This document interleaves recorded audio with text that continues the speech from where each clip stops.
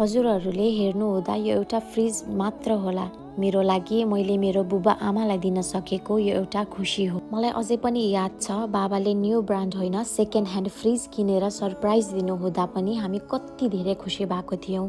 आज यतिका वर्षमा पनि हाम्रो घरमा अझै पनि त्यही फ्रिज थियो। फ्रिज पुरानो त भइसकेको थियो तर बिग्रिएको अझै पनि थिएन। त्यही भएर बाबाले चलिरहेको छ भनेर नयाँ फ्रिज किन्नुपर्छ भन्ने सोच्नु भएको नै थिएन। पहिला म नेपालमा हुँदा फ्रिज किनेर दिन सक्ने स्यालेरी त थियो मसँग, तर त्यो फ्रिज भन्दा पनि इम्पोर्टेन्ट अरू चिज नै थियो मेरो लाइफमा। पैसा कसरी जोगाउन सकिन्छ भनेर मलाई बाबाले पर्सनली आएर त कहिले भन्नु भएन, तर बाबालाई देखेर नै हुर्केको भएर होला मैले आफै नै त्यो कुराहरू बाबाबाट सिक्दै आएँ।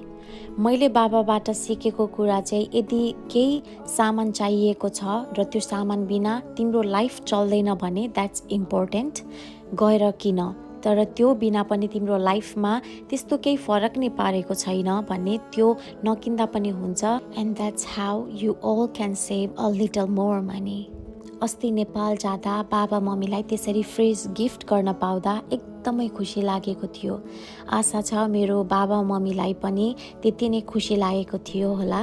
त्यति बेला पनि बाबाले भन्दै हुनुहुन्थ्यो बिग्रिएको थिएन त किन किनेको भनेर। मैले अब बाबा मम्मीलाई कसरी बुझाउनु कि मैले किनेर दिएको त्यो फ्रिज थिएन। उहाँहरूले अहिलेसम्म मलाई यत्रो पढाएर हुर्काएर बुझ्ने ज्ञानी छोरी बनाउनु भएको एउटा सानो भाग मात्र थियो भनेर।